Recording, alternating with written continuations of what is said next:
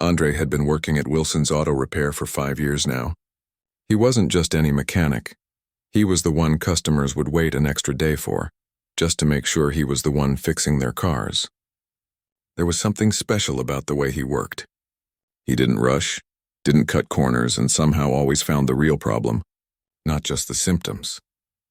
The shop sat on the corner of Oak and Main, a brick building with 3 big garage doors that had been serving the community for over 30 years. The owner, Tom Wilson, had inherited it from his father and liked to run a tight ship. The sign out front promised quality repairs at fair prices, though lately Tom seemed more interested in the prices than the quality. It was a Tuesday afternoon in October when everything changed. Rain poured down outside, creating small rivers along the curbs. Most of the mechanics were busy with the day's workload, broken alternators, oil changes, and brake jobs. The constant sound of compressed air tools and classic rock from the radio filled the garage. Andre was finishing up on a transmission repair when the front door chimed. He glanced up to see an elderly woman standing in the doorway, soaked from the rain. She must have been in her late 70s with silver hair pulled back in a neat bun. Despite her age, she stood tall, though her hands trembled slightly as she pushed an old bicycle into the shop. The bicycle was in rough shape, rusty chain hanging loose, both tires flat, and the once red paint faded to a dull pink. The woman looked around nervously, clearly uncomfortable in the busy garage. Tom was at the counter going through invoices. He looked up with an annoyed expression when he saw the bicycle dripping water onto his clean floor. "Ma'am, we don't fix bicycles here. This is an auto shop," he said without even trying to hide his impatience. The woman's face fell. "I'm so sorry to bother you. It's just, I saw your sign saying you fix things and I didn't know where else to go." The bicycle shop across town closed last month. Andre wiped his hands on a rag and moved closer, curious about the conversation. The woman continued, her voice soft but determined. "This bike is how I get to my job at the library. It's 3 miles each way, and at my age I can't walk that far anymore." She reached into her pocket and pulled out a small cloth pouch. "I've saved up some money for the repairs." Tom shook his head. "Look, we don't have the parts or the time to work on children's toys. There's a Walmart about 5 miles from here that might help you out." The old woman's shoulders slumped. "I don't have a way to get there without my bike, and I need to be at work tomorrow morning." "Not my problem," Tom said, turning back to his paperwork. "Ray, help the next actual customer who comes in. I'll be in my office." Andre watched as the woman turned to leave, the broken bicycle making a squeaking sound as she pushed it toward the door. Something about her dignity in the face of rejection touched him. "Wait," Andre called out before he could stop himself. Tom glanced up with a frown, but Andre pretended not to notice. He approached the woman with a friendly smile. "I might be able to help you out." The woman looked up, hope flickering in her eyes. "Really?" Andre nodded. "I finish my shift at 6. If you can come back around then, I'll take a look at your bike." "You work on bicycles too?" she asked. "Well, not officially," Andre admitted, lowering his voice. "But a chain is a chain and a flat tire is a flat tire, whether it's on a Cadillac or a bicycle. Some things are just universal in the repair world." For the first time, a smile appeared on the woman's weathered face. "That's very kind of you, young man." "It's no problem at all," Andre replied. "What's your name, ma'am?" "Eleanor Goodwin," she said. "Most people call me Ms. Ellie." "Nice to meet you, Ms. Ellie. I'm Andre." He glanced at the bicycle. "This shouldn't take too long to fix up. Come back at 6 and we'll see what we can do." Ms. Ellie nodded gratefully. "Thank you. I can't tell you what this means to me." After she left, Andre returned to his work, aware of the disapproving looks from Tom. The rest of the afternoon passed with the usual parade of vehicles and problems to solve.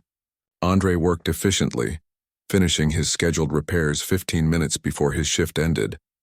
At 6 o'clock, most of the other mechanics had already cleaned up and headed home.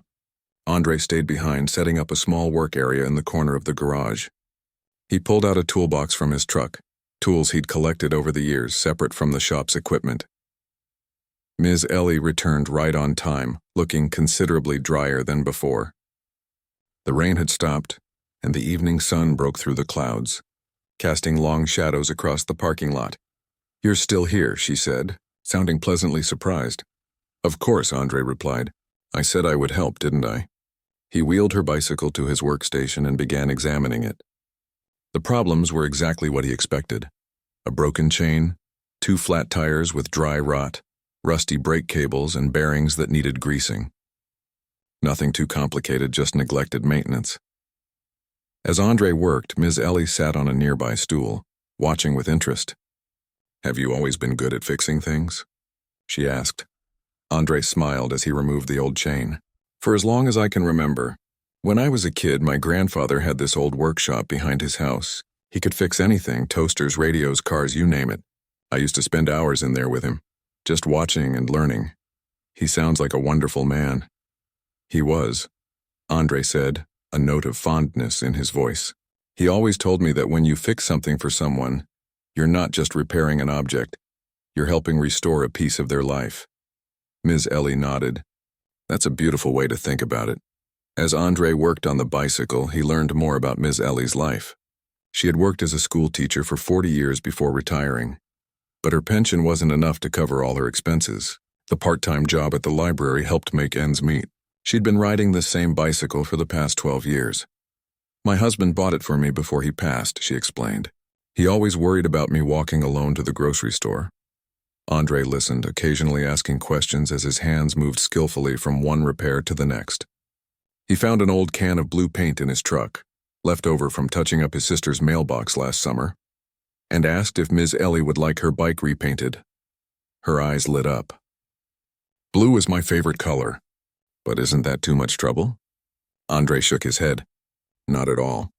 We have to wait for the new chain to set anyway." The next hour passed quickly. Andre fixed everything that needed attention, greased what needed greasing, and gave the frame a fresh coat of blue paint. By the time he finished, the bicycle looked almost new again. Ms. Ellie stared at it in disbelief. "I can't believe it's the same bike." Andre smiled, wiping his hands clean. "Want to take it for a test ride around the parking lot?" She did, pedaling slowly at first, then with more confidence. Her face broke into a wide smile as she circled back to where Andre stood.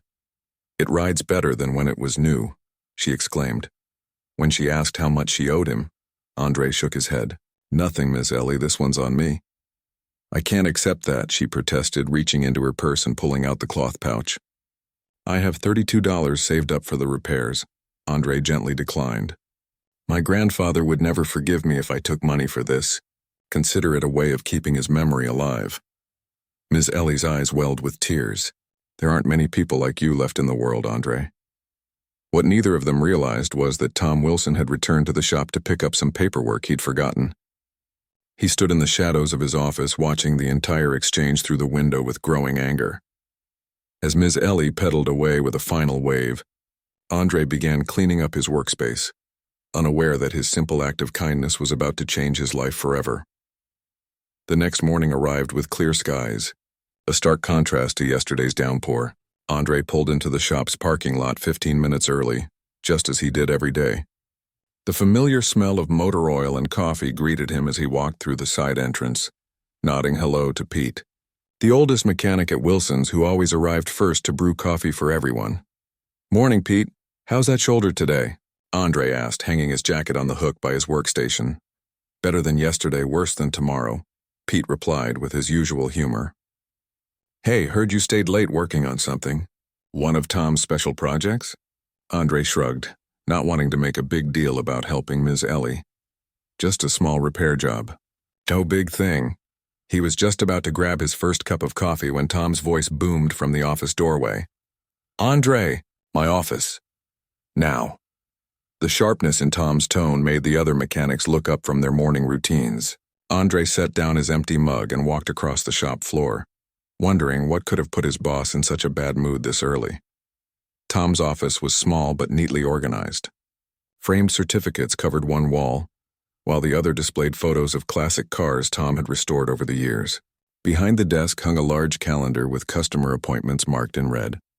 Tom didn't invite Andre to sit. Instead, he ran. Ain, standing behind his desk, arms crossed over his chest. "Want to tell me what you were doing here last night after hours?" he asked, his voice deceptively calm. Andre hesitated, feeling a sudden heaviness in the air. "I was just helping someone out with a bicycle repair. Didn't think it would be a problem since I used my own tools and parts." "Didn't think it would be a problem," Tom repeated, his voice rising slightly. You didn't think using my shop, my electricity, my space for unauthorized work would be a problem? I wasn't trying to take business away from the shop, Andre explained. It was just an old lady who needed help getting to work. No one else would help her. That's not your call to make. Tom slammed his palm on the desk. This is a business, not a charity. When you're here, you represent Wilson's Auto Repair. That means you work on what I tell you to work on. Andre took a deep breath. With all due respect, I did it after hours, on my own time. I didn't charge her a cent, so it wasn't taking money away from the shop. So you just gave away your services for free? Tom's face reddened. That makes it even worse. Do you know what happens when word gets around that one of my mechanics fixes things for free? Everyone and their grandmother comes in here expecting handouts. Andre could feel his own temper rising, but fought to keep his voice steady. It was one bicycle, Tom. One elderly woman who needed help. She uses that bike to get to her job at the library. What was I supposed to do, let her walk 3 miles each way? Tom's expression hardened. You were supposed to do your job and go home, not set up your own little side operation in my shop. And especially not giving away services for free to people who can't even afford a car. The insult to Ms. Alley stung Andre more than the criticism of his actions. That's not fair. She's a good person who works hard. I don't care if she's the Pope's mother. Tom cut him off. This is a business decision. You used company property without authorization. You stayed after hours without approval. You worked on equipment we don't service. Any one of those would be grounds for a write-up, but all three together? He shook his head. I can't have employees who don't respect the rules. A cold feeling settled in Andre's stomach. What are you saying? Tom straightened up, his decision clearly already made. I'm saying you're fired, effective immediately. Clean out your toolbox and be out of here by noon. The words hit Andre like a physical blow. You're firing me? Over helping an old woman fix her bike? No, I'm firing you for unauthorized use of company property and for undermining our business model. The fact that you can't see the difference is exactly why this is the right call. Andre stood there, stunned into silence. 5 years of loyal service, hundreds of satisfied customers, countless overtime hours worked without complaint. All erased because he'd helped someone in need. My customers ask for me specifically, Andre said finally, his voice quiet. Some of them wait extra days just to have me work on their cars. Tom's expression didn't soften. They're not your customers. They're the shop's customers, and the shop will be just fine without you. There was nothing left to say. Andre turned and walked out of the office, closing the door quietly behind him. The other mechanics watched in silence as he returned to his workstation. News traveled fast in small spaces, and from their faces Andre could tell they already knew what had happened. Pete gave him a sympathetic nod, while a couple of the younger guys suddenly found the floor very interesting to look at. You okay? Pete asked quietly when Andre started emptying his toolbox drawers. Been better, Andre replied, carefully wrapping his precision tools in cloth before placing them in his personal toolbox. Each one represented years of saving, gradually building up his collection piece by piece. It's not right what he's doing, Pete said, glancing toward the office. We all know it, Andre shrugged. Doesn't much matter what's right. It's his shop. I could say something, Pete offered. Got seniority and all. Might make him reconsider. Andre appreciated the gesture but shook his head. No need to put yourself at risk. I'll be all right. It took less than an hour to pack up 5 years of his life at Wilson's Auto Repair. Andre had always kept his personal tools separate from the shop's equipment, a habit his grandfather had taught him. Never depend on someone else's tools, the old man used to say, because they can take them back whenever they want. As Andre carried his toolbox toward the door, a few of the mechanics came over to say goodbye. Brief handshakes, promises to stay in touch that both sides knew would probably fade with time.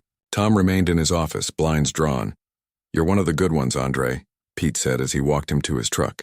This place won't be the same without you. Andre nodded, trying to keep the emotion from his voice. Thanks, Pete. Take care of that shoulder. The drive home felt surreal. For 5 years, his routine had been the same. Wake up, go to work at Wilson's, come home, repeat. Now what? The bills wouldn't stop coming just because his job had disappeared. His rent was due next week. The car payment the week after that.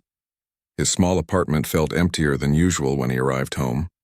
He set his toolbox down in the middle of the living room floor, not sure where else to put it. For a while, he just sat on the couch, staring at the wall. Anger, confusion, and worry cycled through his mind. Should he have kept his mouth shut? Apologized more? Begged to keep his job? No, he decided. He couldn't apologize for doing what was right. Around 4 o'clock, his phone rang. Andre almost didn't answer, not in the mood to explain his sudden unemployment to friends or family. But something made him pick up. Hello? He answered, his voice flat. Is this Andre, the mechanic? Asked an unfamiliar voice. Older, female, but not Ms. Ellie. Yes, this is Andre. My name is Dorothy Washington. I'm calling because my friend Ellie Goodwin told me what you did for her yesterday, with her bicycle. Andre sat up straighter. Is Ms. Ellie okay? She's fine, dear. In fact, she's better than fine. She rode that bicycle to work today with the biggest smile on her face, told everyone who would listen about the kind mechanic who fixed it up like new. Despite everything that had happened, Andre found himself smiling. I'm glad she's happy with it. She mentioned you work at Wilson's Auto Repair. I've been looking for a good mechanic for my Buick. It's making this terrible noise when I'm sorry, ma'am. Andre interrupted gently. I don't work at Wilson's anymore. There was a pause. Oh, did you move to another shop? No, He hesitated, not wanting to burden this stranger with his problems. Let's just say today was my last day there. I see, Dorothy said, her voice suddenly understanding. Ellie mentioned you helped her after hours. I suppose some people don't appreciate kindness these days. Andre didn't confirm or deny it. I'm sure there are other good mechanics at Wilson's who could help with your Buick. I'm sure there are, Dorothy agreed. But I'd rather have my car fixed by someone who would stop to help an old woman with a bicycle. Do you have your own shop now? No, ma'am. Not yet, anyway. Well, when you do, you let Ellie know. The two of us have a lot of friends who drive cars that need fixing by mechanics who actually care. After they hung up, Andre felt a little better. He still didn't have a job, but at least he had his self-respect. And the knowledge that helping Miss Ellie had been worth it. Regardless of the consequences, little did he know that Miss Ellie had made another phone call that evening.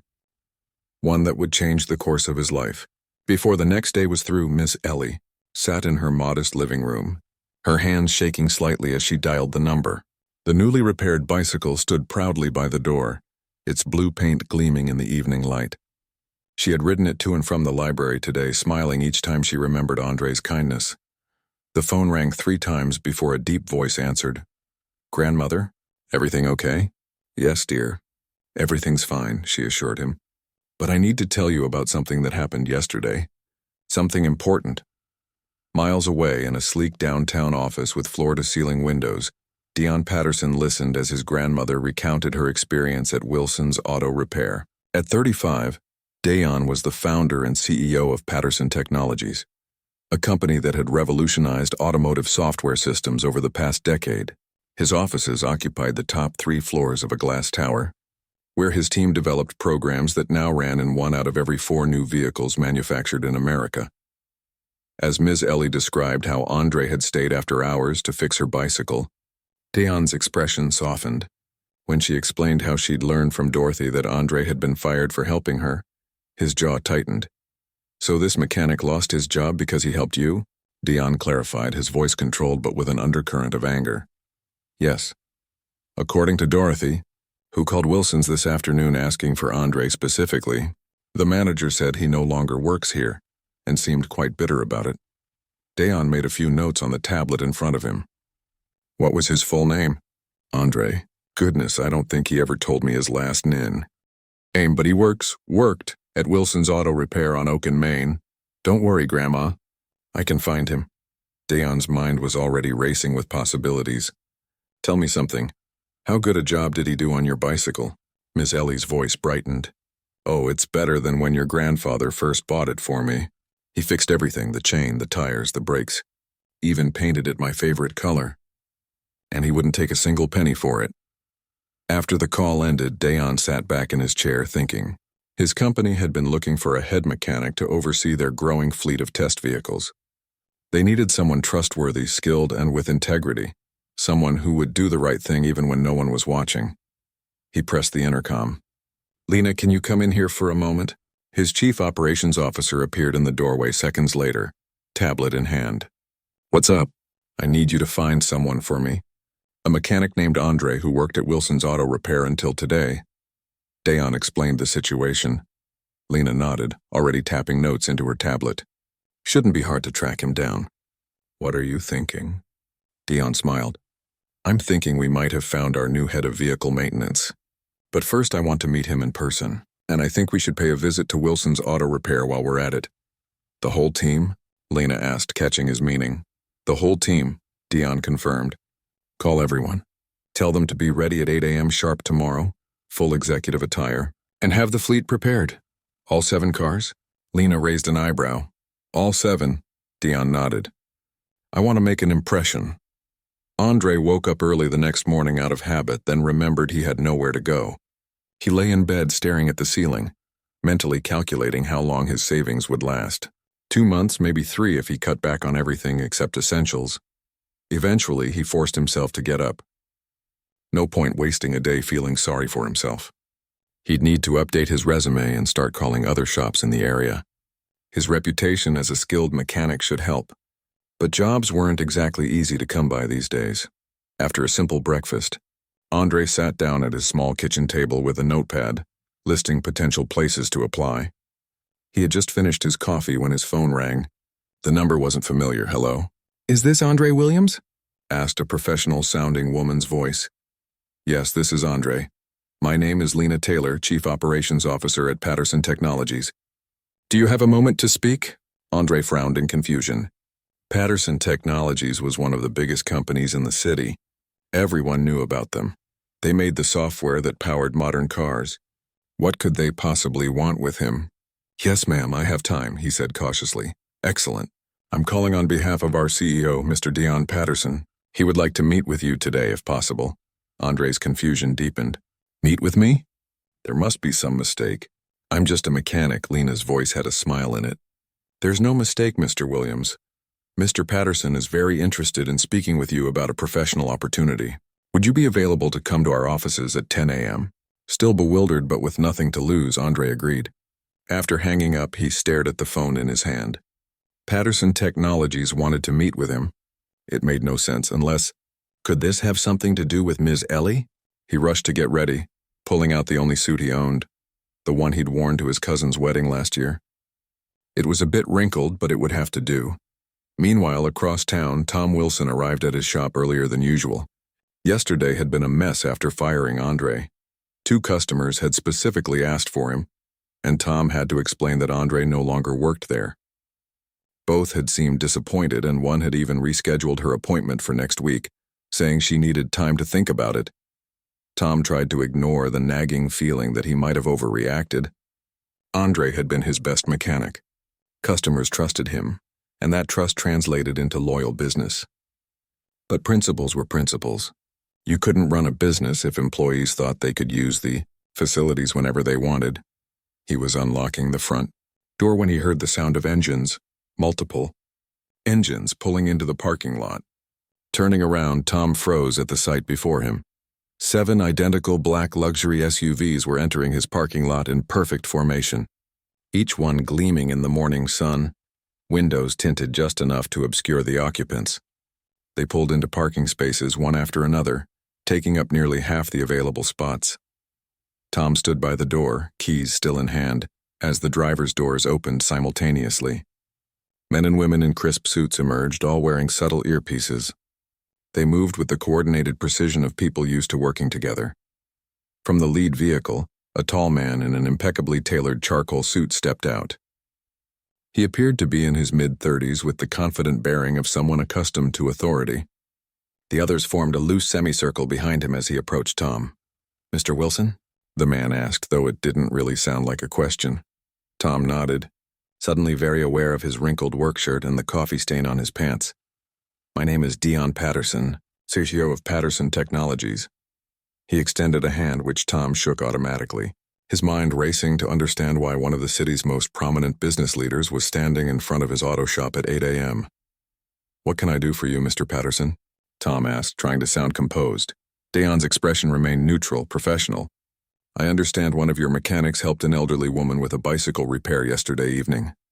Tom's stomach dropped. How could this possibly have reached Patterson Technologies? "Former mechanic," Tom corrected reflexively, then immediately regretted it. Former. Dion repeated, his gaze sharpening. And why is that?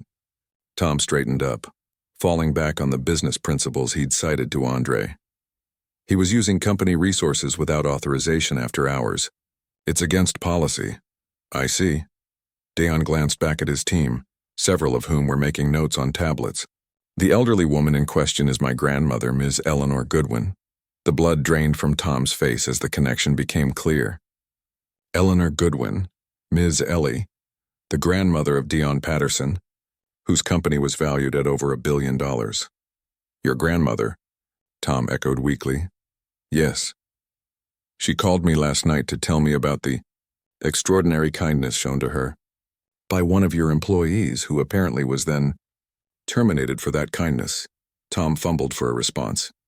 There was a misunderstanding. Company policy. I understand company policy quite well, Mr. Wilson. Dion interrupted smoothly. Patterson Technologies has over 3,000 employees and a policy handbook that would make your head spin. But we also have something called judgment. The ability to recognize when doing the right thing matters more than following a rule to the letter.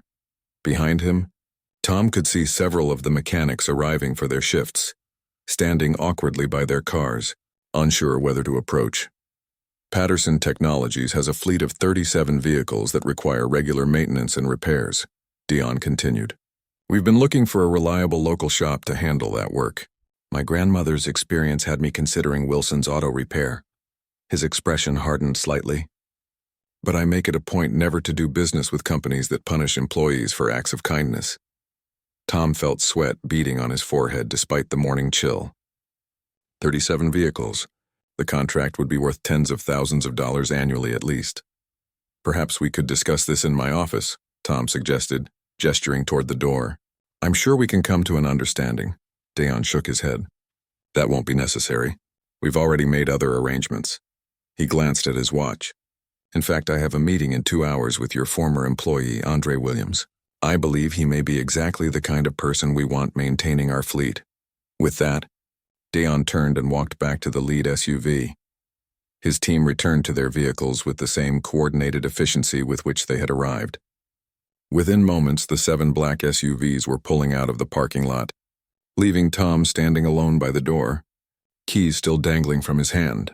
As the convoy disappeared around the corner, Pete walked up beside him. Who was that? Tom swallowed hard.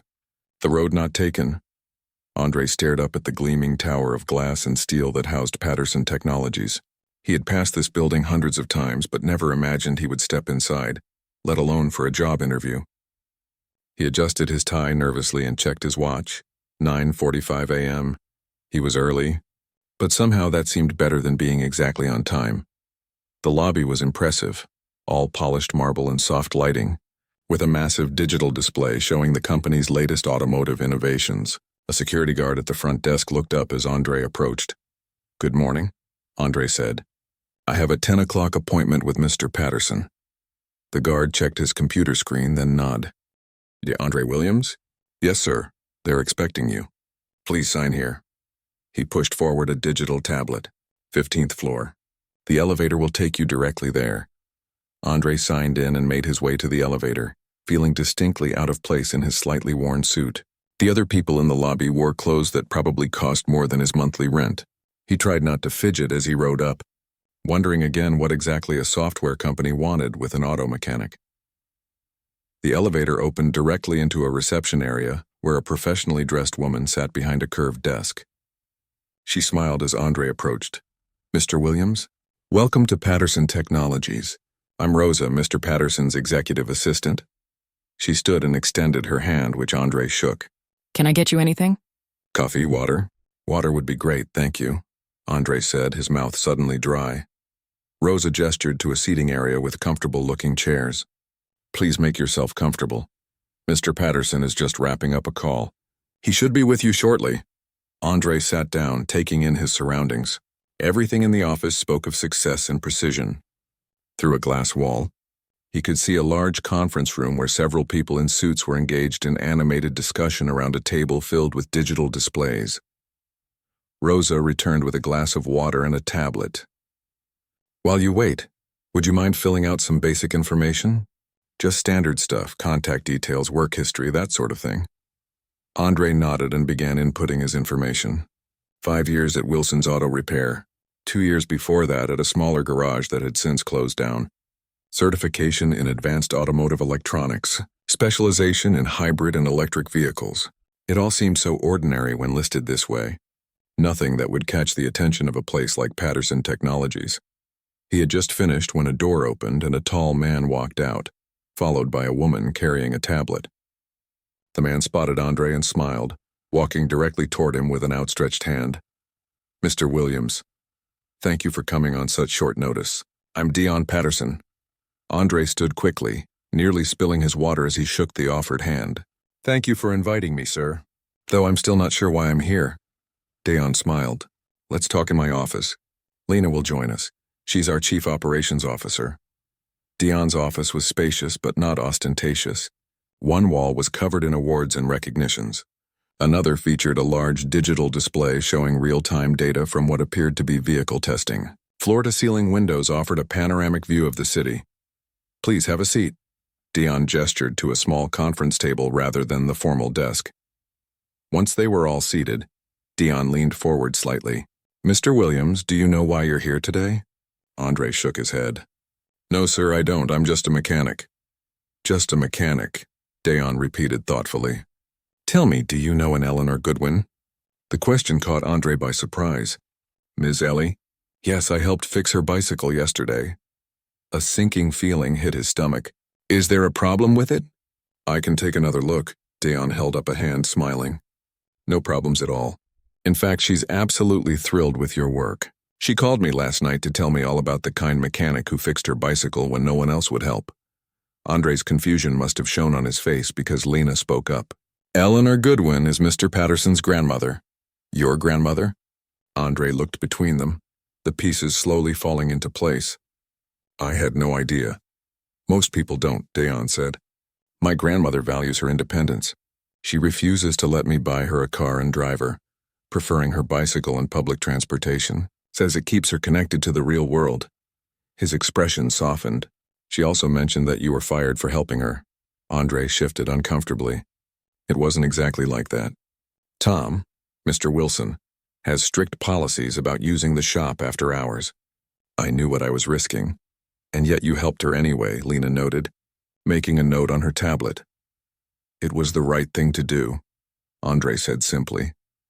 Dion and Lena exchanged a glance that Andre couldn't quite interpret. "Mr. Williams," Dion said, "what if I told you that Patterson Technologies is looking for someone to oversee our vehicle maintenance department?" Andre blinked in surprise. "I'd say that's a great opportunity for someone with management experience. What about someone with extraordinary mechanical skills and impeccable character?" The implication hung in the air between them. Andre hesitated, unsure how to respond. "Let me be direct," Dion continued. "Patterson Technologies maintains a fleet of 37 vehicles, everything from standard sedans to specialized testing platforms for our automotive software. We need someone who understands vehicles inside and out, someone who can maintain them to the highest standards, and someone who puts quality and integrity above all else." He leaned forward. "This morning I visited Wilson's Auto Repair to see if they might be the right fit for our maintenance needs." "And?" Andre asked, though he suspected he knew the answer. "Let's just say I wasn't impressed with the management's values," Dion said diplomatically. "But everything I've heard about you from my grandmother, from your former colleagues we spoke with this morning, and from the customers who specifically requested you by name, tells me you might be exactly who we're looking for." Andre sat back, trying to process what he was hearing. "You want me to manage your vehicle fleet?" Lena nodded. "The position includes overseeing a team of 4 mechanics, managing maintenance schedules, ensuring quality control, and liaising with our software developers when vehicles are being used for testing. The salary," Dion added, sliding a folder across the table, "is commensurate with the responsibilities." Andre opened the folder and nearly choked when he saw the number. It was more than 3 times what he'd been making at Wilson's. "This is very generous," he managed. "It's market rate for someone with your skills and the responsibilities you'd be taking on," Dion corrected.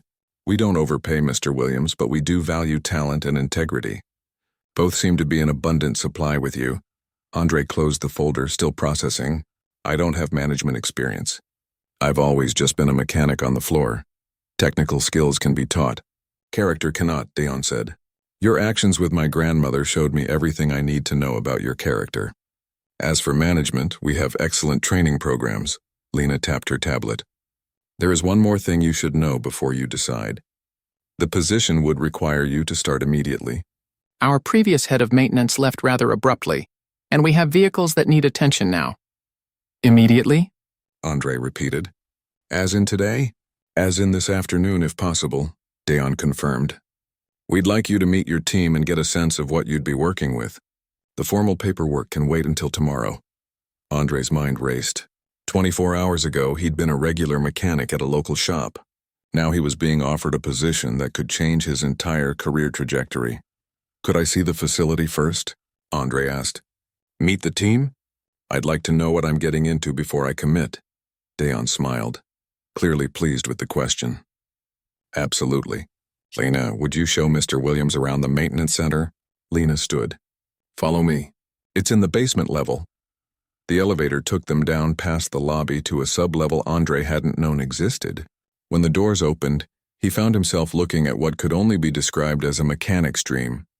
The space was enormous, easily 4 times the size of Wilson's, with polished concrete floors, state-of-the-art lifts, diagnostic equipment he had only read about in trade magazines, and a tool inventory that made his personal collection look like children's toys. Everything was meticulously organized with digital displays showing maintenance schedules and project statuses. This is just the main work area, Lena explained as she led him through. Through there is the parts department, and over there is the testing bay where we integrate our software systems. Andre noticed 4 people in uniforms watching them curiously as they passed. That's the team, Lena said, following his gaze. All skilled mechanics, but they need leadership. Technical leadership, not just administrative. They approached the group and Lena made introductions. Andre shook hands with each of them, asking about their specialties and experience. Within minutes, they were showing him a diagnostic challenge they'd been struggling with on one of the test vehicles. Almost without thinking, Andre slipped into problem-solving mode, asking questions and examining the engine. The issue became clear quickly. A sensor miscalibration that was throwing off the whole system. He explained what he found, and the team looked at him with newfound respect. You figured that out in 5 minutes, said one of the mechanics, clearly impressed. We've been working on it all morning. Andre shrugged. Sometimes you need a fresh set of eyes. As they walked back to the elevator, Lena smiled. I think they like you already. They seem like a good team, Andre said. Just need some direction. When they returned to Dion's office, the CEO was reviewing something on his tablet. He looked up as they entered. So, what do you think of our facility? Andre couldn't help but smile.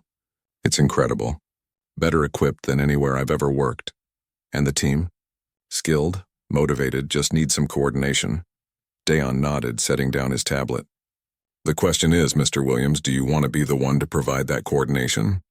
Are you ready to take this step?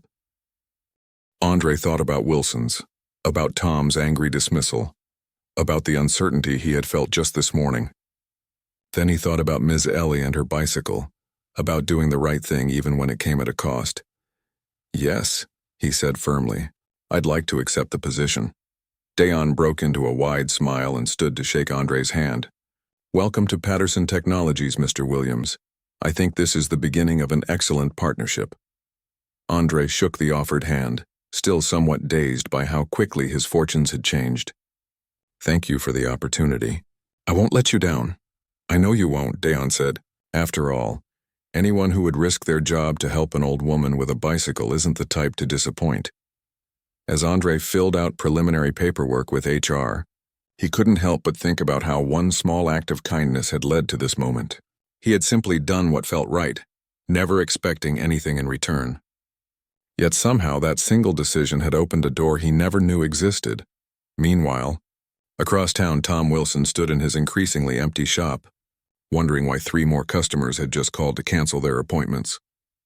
6 months later, Andre stood in the center of the Patterson Technologies maintenance facility, watching his team work with quiet pride. The space had transformed under his leadership, becoming even more efficient and organized.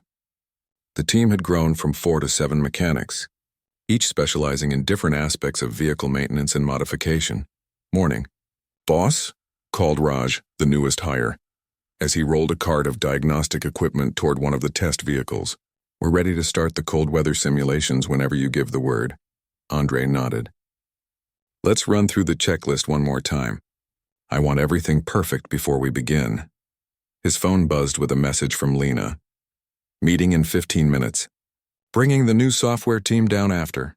Andre had settled into his role more comfortably than he ever expected. The first few weeks had been challenging, learning company protocols, understanding the software side of the business, and figuring out how to lead a team rather than just work alongside them.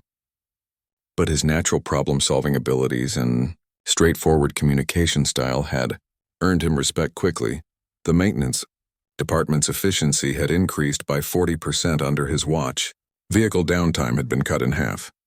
The software developers now regularly consulted with him on how their programs interacted with actual vehicle systems, creating a bridge between the theoretical and practical sides of the company.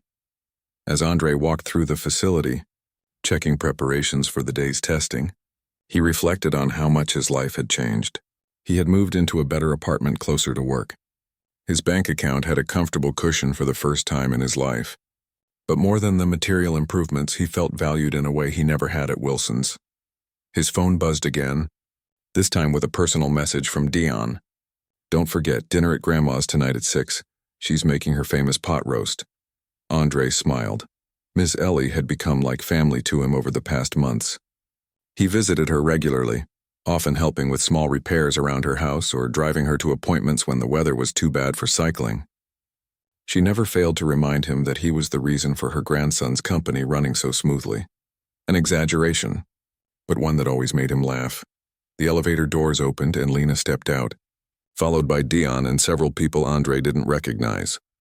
"Andre," Dion called, waving him over, "I want you to meet our new software development team. They'll be working on the next generation of our automotive interface systems." Andre shook hands with each member of the team as Dion introduced them. He had become comfortable in these situations now, no longer the nervous mechanic in a worn suit, but a confident department head who knew his value to the company. "We're excited to work with you," said the lead developer, a woman with bright eyes and enthusiastic gestures. "Dion says you're the one who really understands how the software and hardware need to integrate." "I just know how cars actually work in the real world," Andre said modestly. "Your team does the real magic." "That combination is exactly what we need," Dion interjected. "Theory and practice, software and hardware. That's what makes Patterson Technologies different from our competitors." After the introductions, Lena pulled Andre aside. "There's something else you should know. The board approved your proposal for the apprenticeship program." Andre's face lit up. "Really? When can we start?" "Next month. We've allocated funding for 5 apprentices to start, with room to grow the program if it's successful." The apprenticeship program had been Andre's idea, a way to give opportunities to young people from underserved communities to learn advanced automotive skills. He had pitched it to Dion 3 months ago, arguing that it would both create a pipeline of skilled technicians and give back to the community. "That's fantastic news," Andre said, already mentally listing potential candidates. He had been mentoring a few promising students at the local community college, where he occasionally gave guest lectures. The meeting with the software team went smoothly, with Andre explaining the real-world challenges their systems would need to address. Afterward, he returned to overseeing the cold weather simulations, making sure every parameter was properly controlled and monitored. At 5 o'clock, Andre handed off supervision to his second-in-command and headed out. He had just enough time to stop by his apartment to change before dinner at Ms. Ellie's. As he drove across town, he passed Wilson's Auto Repair. He couldn't help but slow down slightly, curious about how the place was doing. The parking lot was notably emptier than it used to be. A Mechanics Wanted sign hung in the window, the third such sign he had seen there in recent months. After Andre had left, word had spread quickly about what happened. Many of Tom's regular customers had sought out Andre at Patterson Technologies, bringing their personal vehicles to him for service. Andre had initially been uncomfortable with this, not wanting to directly compete with his former employer, but Dion had suggested a solution. a small community service center adjacent to the main facility, where local residents could get their vehicles serviced at reasonable rates. The center operated as a training ground for the apprentices and provided goodwill in the community. The arrangement had been so successful that several of Wilson's best mechanics had eventually applied to join Andre's team. Pete had been the first, his experience proving invaluable as Andre learned to manage a growing department. Andre didn't take pleasure in Wilson's struggles, but it couldn't help feeling that there was a certain justice to it. The business was suffering not because of anything Andre had done, but because of Tom's own choices and values. Ms. Ellie lived in a small, well-kept house in a quiet neighborhood.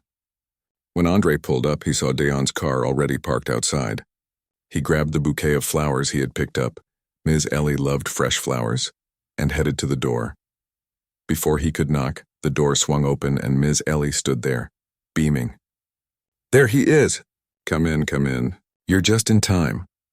The house was warm and filled with delicious smells.